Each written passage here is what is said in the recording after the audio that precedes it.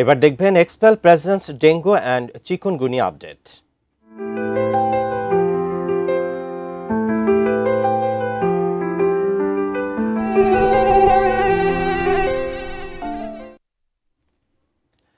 ডেঙ্গুর উচ্চ ঝুঁকিতে রাজশাহী, বাড়ছে ডেঙ্গু রোগীর সংখ্যা। সম্প্রতি স্বাস্থ্য বিভাগের এক জরিপে দেখা গেছে ডেঙ্গুর বাহক এডিস মশার লার্ভার উপস্থিতি রয়েছে নগরীর ৫৭% বাড়িতে। এই অবস্থাকে ঝুঁকিপূর্ণ হিসেবে চিহ্নিত করে রাজশাহী সিটি কর্পোরেশনকে ব্যবস্থা গ্রহণের জন্য চিঠি দিয়েছে স্বাস্থ্য বিভাগ। রুবেল ইসলামের তোলা ছবিতে বুলবুল হাবিবের রিপোর্ট।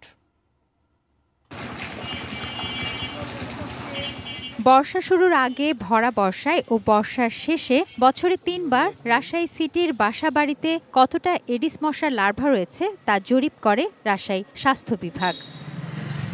এবছর জরিপে মার্চ এপ্রিল মাসে ১০ থেকে ১৫% এডিস মশার লার্ভা পাওয়া গেলেও জুলাই আগস্ট মাসে করা জরিপে পাওয়া গেছে ৫৭.৩৩% বাসাবাড়িতে। স্বাস্থ্য সংস্থার গাইডলাইন অনুযায়ী ২০% লার্ভা থাকলে সেটি ঝুঁকিপূর্ণ। আমরা সিটি কর্পোরেশনকে পরামর্শ দিয়েছি তাদের স্বাস্থ্যকর্মীদের যেন প্রত্যেক এলাকায় সার্চিং করেন এবং মাইকিং করেন। এবছরের জানুয়ারি থেকে আগস্টের ৯ তারিখ পর্যন্ত রাজশাহী বিভাগে মোট ডেঙ্গু আক্রান্ত রোগীর সংখ্যা ২,২৭৩ জন। চিকিৎসা নিয়ে সুস্থ হয়ে ফিরেছেন ২,১৫২ জন। বিভাগের ৮টি জেলার মধ্যে আক্রান্তের সংখ্যা সবচেয়ে বেশি চাঁপাইনবাবগঞ্জ জেলায়। গত ২ মাসে রাজশাহী মেডিকেল কলেজ হাসপাতাল থেকে চিকিৎসা নিয়েছেন ৩৫০ জন ডেঙ্গু রোগী, বেশিরভাগ স্থানীয়ভাবে আক্রান্ত। মৃত্যু হয়েছে শিশুসহ ৪ জনের। যদিও রাজশাহী সিটি কর্পোরেশন ডেঙ্গুর প্রভাব কম বা বিস্তার কম, তারপরেও আমাদেরকে সতর্ক থাকতে হবে। আমাদের উপজেলা লেভেলেও এই সার্ভে চলমান রয়েছে।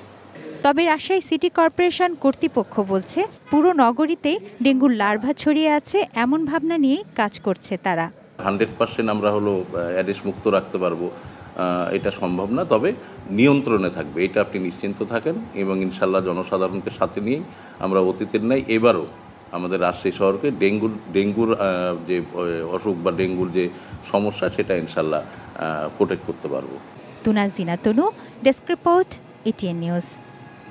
নতুন এক্সপেল এর নতুন ফর্মুলা আরপিএম ডি ডুয়েল অ্যাকশনে ঘরের মশা বাঁচবে না, বাইরের মশা আসবে না।